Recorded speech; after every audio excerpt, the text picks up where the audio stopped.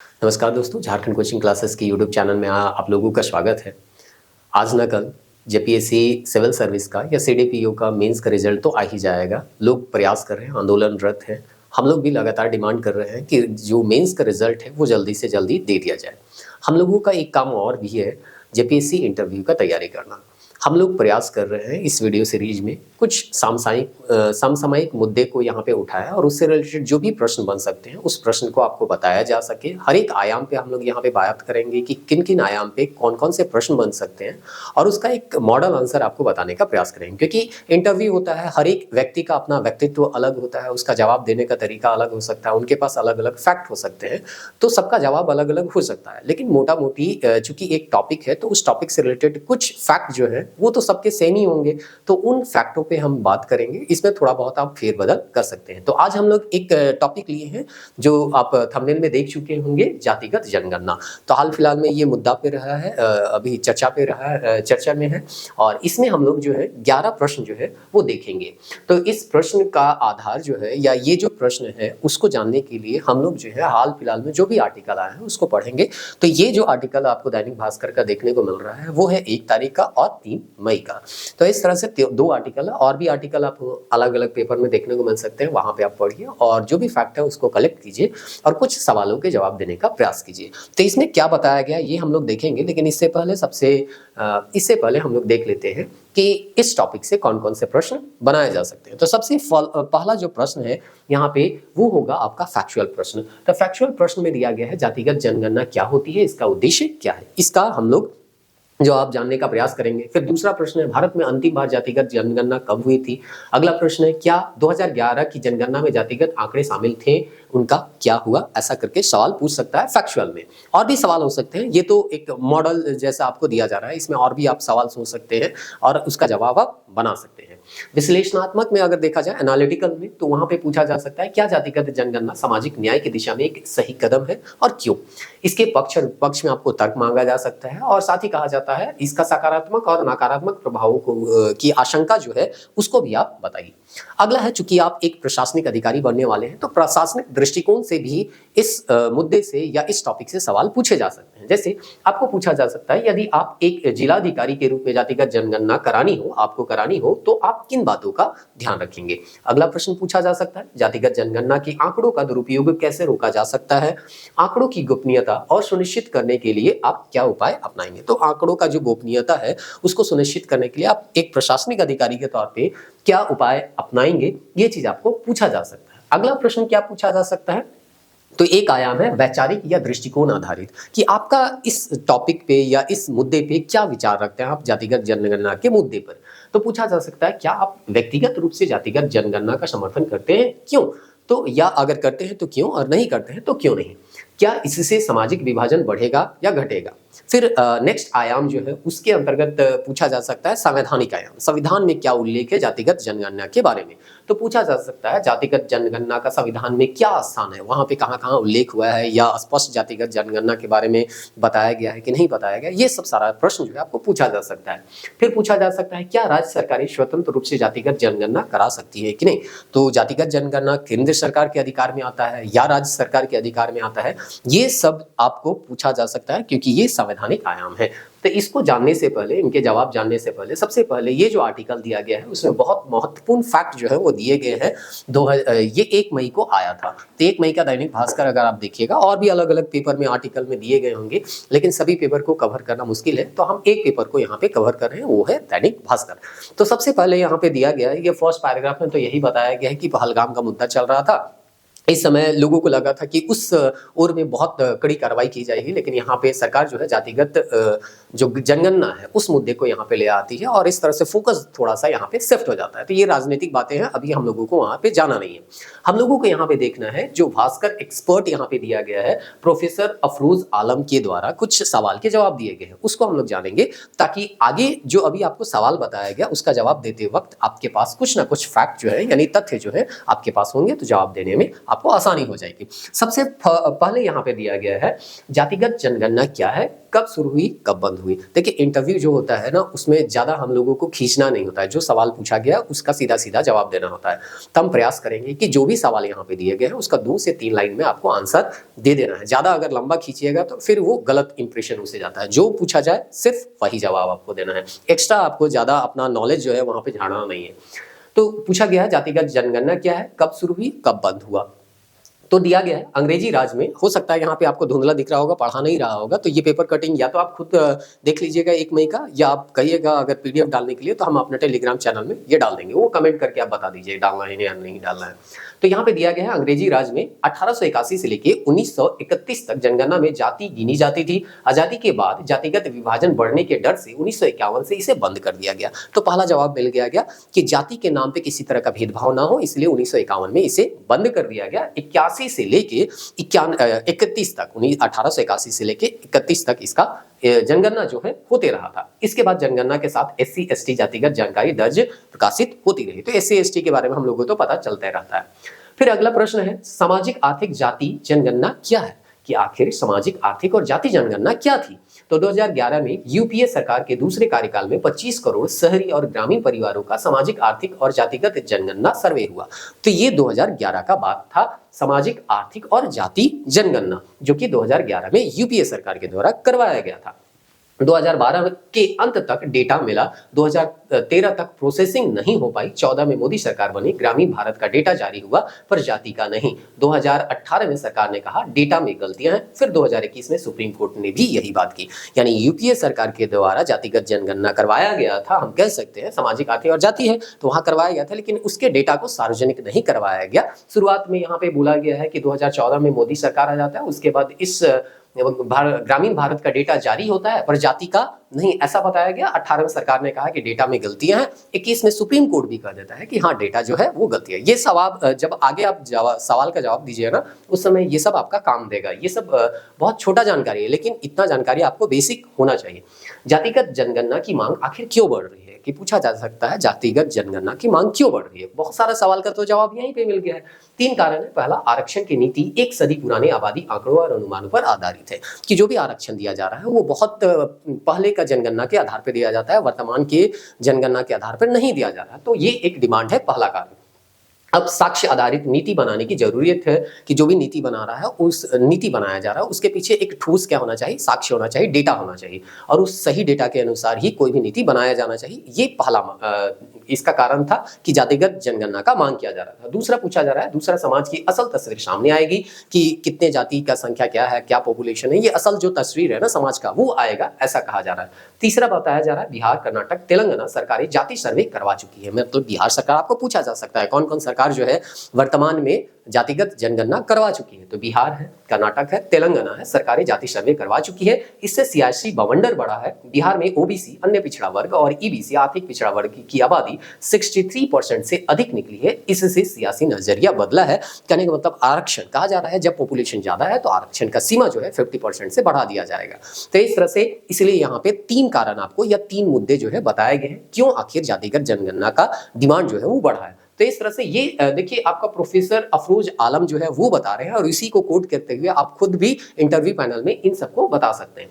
केंद्र सरकार को अभी यह फैसला क्यों लेना पड़ा, तो बिहार, तेलंगाना में जाति सर्वे से जुटाए गए प्रमाण और बढ़ते जन समर्थन के चलते केंद्र सरकार इसे नजरअंदाज करना असंभव हो गया था। पिछड़ा वर्ग के वोटरों के बढ़ते महत्व से सियासी समीकरणों को फिर से आकार दिया गया। इस साल बिहार और 2027 में यूपी जैसे बड़े राज्यों के चुनाव के अलावा आगामी आम चुनाव 2029 से ने इसकी तात्कालिकता को बढ़ा दिया। मतलब चुनावी मुद्दा हम कह सकते हैं, ये बहुत बड़ा मुद्दा है जातिगत जनगणना। जातिगत जनगणना का क्या चुनौती है, अगर ठीक है हम लोग करवा रहे हैं तो इसके पीछे क्या, इसको करवाने में क्या चैलेंजेज है। वर्गीकरण बड़ी चुनौती है, जातियां बहुत हैं, हजारों उपजातियां हैं, अलग अलग पहचान और क्षेत्र विशिष्ट नाम है। इसके लिए सटीक प्रणाली बनानी जरूरी है। जनगणना फॉर्म को जाति, उपजाति, समानार्थक नामों, गोत्र, उपनाम और वंश नाम के बीच अंतर के लिए डिजाइन करना होगा।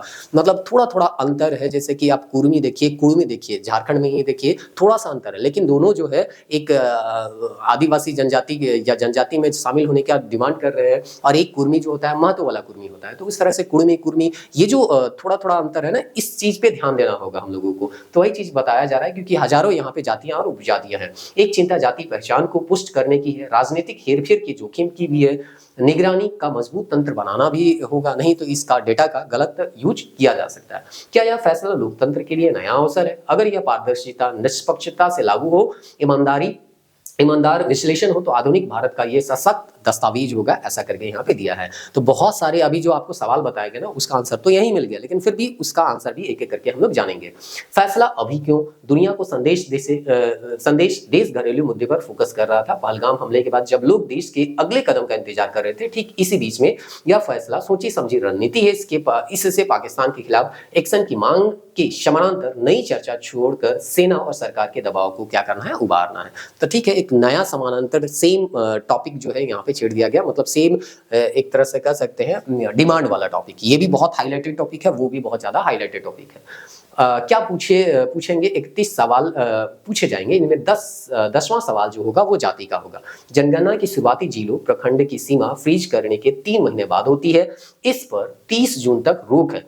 सबसे 31 सवाल पूछे जाते हैं, जिनमें 10वां SC ST या अन्य जाति का होता है। अब इसी में जाति दर्ज होगी, इसमें OBC भी दर्ज होगा। तो 10वां सवाल जो होगा उसमें आपको जाति पूछा जाएगा। यहाँ एक आर्टिकल है, यहाँ पे भी आर्टिकल को आप पढ़ सकते हैं, इससे भी कुछ बहुत जानकारी आपको मिल जाएगा।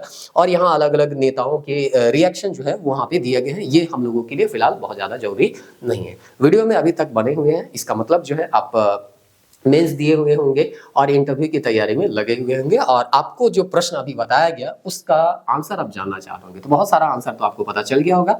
अगर फिर भी यहाँ पे आपको जो प्रश्न है उसका एक एक करके हम लोग आंसर देखेंगे, ताकि आपको एक मतलब आइडिया हो जाए कि किस तरह के प्रश्न का जवाब दिया जा सकता है।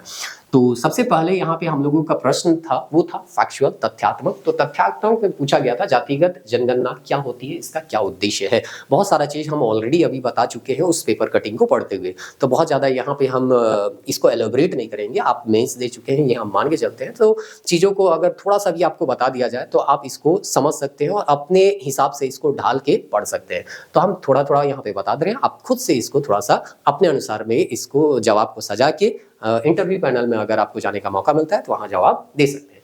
जातिगत जनगणना वह प्रक्रिया है जिसमें जनगणना के दौरान नागरिकों की जातियों का विवरण एकत्र किया जाता है। नाम से ही पता चल रहा है कि जातिगत जनगणना यानी कि जब भी जनगणना किया जाएगा तो व्यक्ति का जो जाति है उसको एकत्र करना। इसका उद्देश्य विभिन्न जातियों को सामाजिक आर्थिक स्थिति को जानना है। तो इसका क्या उद्देश्य है? अगर इसको कराया जा रहा है तो इसके पीछे कुछ ना कुछ उद्देश्य है। तो जो भी अलग अलग जातियां हैं उसकी सामाजिक आर्थिक स्थिति को क्या करना है, जानना है, और सामाजिक न्याय व कल्याणकारी योजनाओं को बेहतर ढंग से लागू करना है। तो अगर हम लोगों को पता चल जाएगा कि पर्टिकुलर कोई जाति है जो कि बहुत पिछड़ा हुआ है, तो हम उसके उत्थान के लिए कोई नीति बना सकते हैं। तो ऐसे नीति बनाने के लिए आपके पास ये तो जानकारी होना चाहिए ना कि कौन जाति आर्थिक रूप से पिछड़ा हुआ है या शैक्षणिक रूप से पिछड़ा हुआ है या सामाजिक रूप से पिछड़ा हुआ है। इसके लिए आपको जातिगत जनगणना कराना पड़ेगा, तभी आप जान पाएंगे कि कौन पिछड़ा हुआ है, कौन अगड़ा है। इस तरह से आप कुछ योजनाएं जो है उसके लिए बना सकते हैं। तो ये इसका जातिगत जनगणना का क्या है ये बता दिया, और इसका क्या उद्देश्य है। देखिए, 2 प्रश्न पूछा गया था, क्या और उद्देश्य। हम दोनों का ही जवाब दिए, इसके अलावा कुछ भी हम यहाँ पे जवाब नहीं देते हैं। जैसे कि बोला गया ना कि जो सवाल पूछा जाए जवाब उसी का आपको देना है। भारत में अंतिम बार जातिगत जनगणना कब हुई? आधिकारिक रूप से अंतिम जनगणना 1931 में हुई थी। 2011 में सामाजिक, आर्थिक और जातिगत जनगणना कराई गई, परंतु उसमें जातिगत आंकड़े सार्वजनिक नहीं किए गए। अभी आपको पेपर जब कटिंग था उसको पढ़ते हुए ये चीज आपको बताया गया था, 1881 से ये शुरू हुआ था। तो आप ये बता भी सकते हैं, और नहीं तो चूंकि यहाँ पे पूछा गया था अंतिम बार, तो फिर वही बात हो गया ना कि जो पूछा जाए वही बताइए। अगर आपको पूछा जाए मतलब अपने से बता रहे हैं कि नहीं 1881 से शुरू किया गया था, 1931 तक ये किया गया, ऐसा करके और भी आप कुछ जोड़ते हुए बता रहे हैं, तो ये एक्स्ट्रा हो गया कि आप नॉलेज है ना उसको बता रहे हैं कि हमारे पास ज्यादा नॉलेज है। आपको पूछा गया है सीधा सीधा अंतिम बार जातिगत जनगणना कब हुई, आपको सीधे सीधे बताना है 1931 में हुई थी। ये लाइन भी हम जो यहाँ पे लिखे हुए हैं वो एक्स्ट्रा में बताना जरूरी नहीं था, लेकिन चूंकि ये जातिगत जनगणना 2011 में भी हुआ था, इसीलिए यहाँ पे हम इसको इंक्लूड किए हैं कि हुआ था, ठीक है हुआ था, पर इसका जातिगत जो आंकड़े थे उसको सार्वजनिक नहीं किया गया, ये हम बता के छोड़ दिए। अब यहाँ पे छोड़े तो इसी से रिलेटेड एक प्रश्न और बन जाता है, क्या 2011 की जनगणना में जातिगत आंकड़े शामिल थे? तो यहाँ पे हम बता ही दिए उनका क्या हुआ। यहाँ पे यही हो ना कि जारी नहीं किया गया, तो उनको क्यों जारी नहीं किया गया? तो पेपर कटिंग में आपको पता चल ही गया होगा। तो बोला गया 2011 में जो भी सामाजिक, आर्थिक और राजनीतिक जातिगत आंकड़े इकट्ठा किए गए थे, उनकी गुणवत्ता पर प्रामाणिकता को लेकर यहाँ पे क्या हो गया, प्रश्न उठाया गया। सरकार ने उन्हें सार्वजनिक नहीं किया क्योंकि बोला गया कि यहाँ पे डाटा जो है वो रिलायबल नहीं है, और सुप्रीम कोर्ट भी इस बात को मानती है, और इसलिए यहाँ पे उस डाटा को कभी भी सार्वजनिक नहीं किया गया। आर्थिक और सामाजिक आंकड़े सार्वजनिक किए गए हैं, लेकिन जातिगत आंकड़े जो है वो शामिल नहीं किए गए। तो इस तरह से आपको जो फैक्चुअल प्रश्न थे उसका जवाब आपको बता दिया गया। अब यहाँ पे हम लोग देखते हैं एनालिटिकल प्रश्न कि एनालिटिकल प्रश्न जो है, विश्लेषणात्मक जो प्रश्न है वो कैसे पूछे जा सकते हैं। तो क्या जातिगत जनगणना सामाजिक न्याय की दिशा में एक सही कदम है? विश्लेषण कीजिए। जैसे होता है ना कि आपको अगर एग्जाम हॉल में रहता तो इसको बहुत लंबा चौड़ा में लिखना पड़ता, लेकिन आपको इंटरव्यू हॉल में ज्यादा से ज्यादा 2-3 लाइन 4 लाइन में आपको अपना जवाब देना है। 1 मिनट के अंदर अंदर आपको 1 मिनट 2 मिनट में जो भी है प्रयास करना है कि आप कट टू कट है ना जवाब दीजिए, इधर उधर आपको खींचना नहीं है। तो बोलता है, अगर देखिए अब यहाँ पे आपको पूछना है कि सही कदम है। अब सरकार जातिगत जनगणना करवा रही है, विपक्ष बहुत दिन से मांग भी कर रही थी, राहुल गांधी अलग अलग जगह रैली कर रहे थे और मांग कर रहे थे जातिगत जनगणना कराइए, और इस तरह से सरकार भी उसको मान लेती है। बहुत सारे राज्य सरकारें, जैसे कि आपको बताया गया, बिहार कर्नाटक जैसे राज्य सरकार भी जातिगत जनगणना करवा चुकी है। तो आप सीधे सीधे नहीं तो नहीं कह सकते हैं, जातिगत जनगणना करवाना चाहिए, इसके पक्ष में ही जवाब देना होगा क्योंकि सरकार ऐसा करवा रही है। नहीं तो आप सरकार के विरोधी हो जाएंगे, और जो कि आपको इंटरव्यू पैनल में कभी भी सरकार का विरोधी दिखना नहीं है। तो यहाँ पे आपको जवाब तो हाँ में ही देना है ना। अब हाँ में कहना है क्या? क्योंकि यह वंचित वर्गों की वास्तविक स्थिति को जानने और उन्हें लक्षित करने में सहायता करता है। तो एक्चुअल में अगर जातिगत जनगणना होगा तो हमको पता चलेगा कि कौन वंचित है और कौन वंचित नहीं है, और हमको पता चल जाएगा कि पर्टिकुलर अगर जाति वंचित है, वो आर्थिक रूप से, सामाजिक रूप से, राजनीतिक रूप से पिछड़ा हुआ है, तो उसको कहीं ना कहीं आगे लाने का हम लोग प्रयास कर सकते हैं। तो वही चीज यहाँ पे बताया है, देने में सहायता हो सकती है। नहीं, अगर आप नहीं कर रहे हैं, इसके पीछे हो सकता है ना कि हम अगर पूछा गया तो कोई तो बोल सकता है ना कि सही कदम है या गलत कदम है।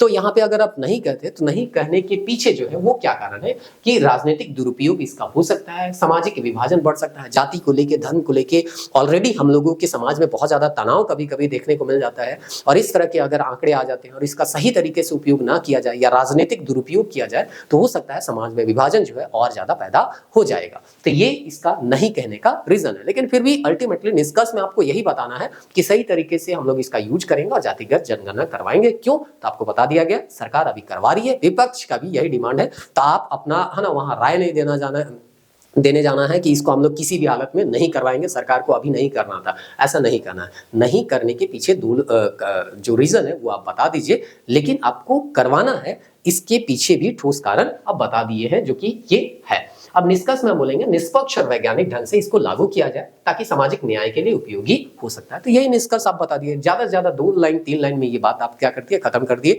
ज्यादा आपको वहां नेतागिरी करना नहीं है और ज्यादा लंबा लंबा भाषण देना नहीं है। इसके पक्ष और विपक्ष में आप तर्क दीजिए। जातिगत जनगणना है तो उसका कोई पक्ष होगा, अगर आप हाँ कह रहे हैं तो उसके पक्ष में, अगर आप नहीं करें तो उसके विपक्ष में आप क्या कर सकते हैं, तर्क दे सकते हैं। उसी काम कर सकते हैं सकारात्मक और नकारात्मक प्रभाव भी हम लोग इसी प्रश्न में इंक्लूड कर सकते हैं।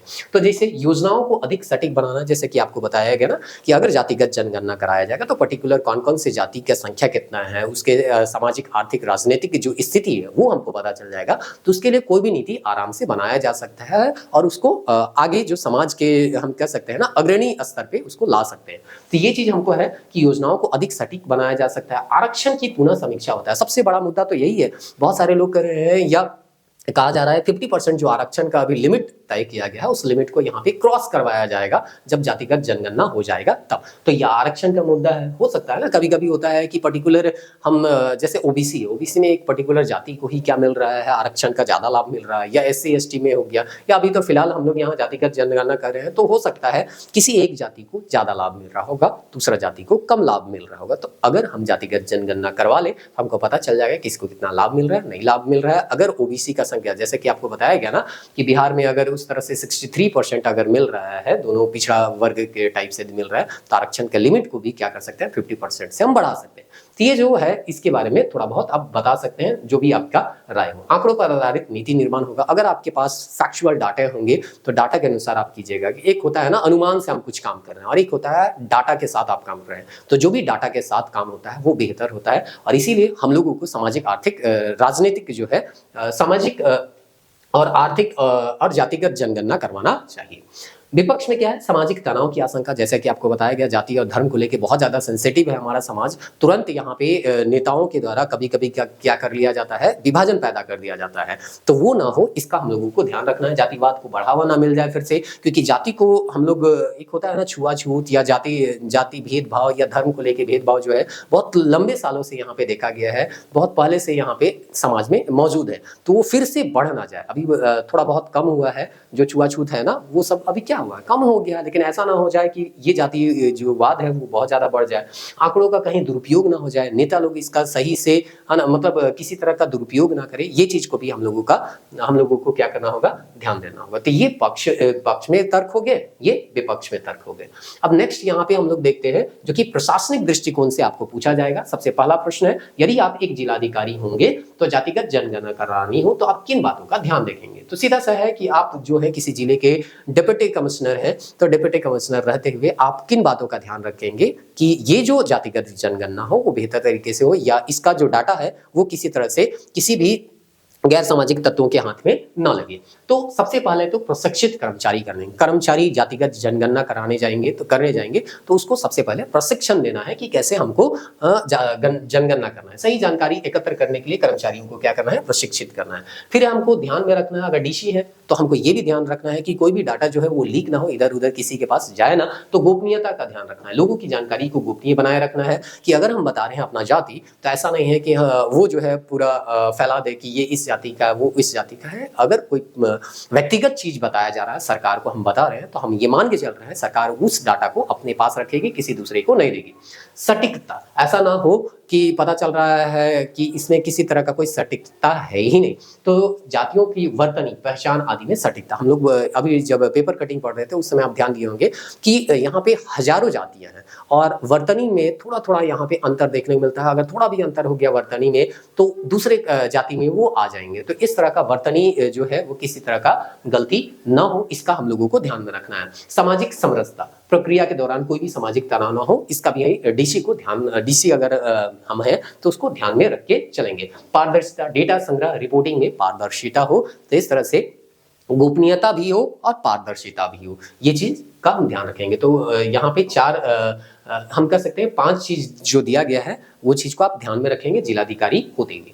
अब अगला सवाल है, जातिगत आंकड़ों का दुरुपयोग कैसे रोका जा सकता है, आंकड़ों की गोपनीयता सुनिश्चित करने के लिए आप क्या कीजिएगा। तो ठीक है, अगर आप कह रहे हैं कि आंकड़ों का दुरुपयोग ना हो, उसका गोपनीयता बनाए हैं, तो इसके लिए आप क्या कीजिएगा। डीसी रहते हुए सख्त गोपनीय कानून बनाना होगा कि अगर कोई इस का उल्लंघन करता है, गोपनीयता का उल्लंघन करता है और डाटा को कहीं भी इधर उधर लीक करता है, तो उसके लिए एक सख्त कानून होना चाहिए ताकि उसको उसका सजा मिल सके और इसके डर से वो किसी तरह का कोई भी डाटा को लीक ना करे। सीमित और नियंत्रित सार्वजनिक पहुंच होना चाहिए। डेटा के विश्लेषण और प्रयोग की निगरानी करना होगा। तकनीकी सुरक्षा का उपाय करना होगा, जैसे कि हम लोग व्हाट्सएप में करते हैं ना कि जो मैसेज है वो इनक्रिप्टेड है, जो भेजा है और जिसको भेजा है वही पढ़ सकता है, बीच में कोई भी नहीं पढ़ सकता है। तो इस तरह से इनक्रिप्टेड होना चाहिए कि जो ऑथराइज्ड व्यक्ति है वही उस डाटा को एक्सेस कर पाए, सभी कोई उसको एक्सेस ना कर पाए, ताकि गलत हाथों में जाने से वो क्या हो जाए, बच जाए।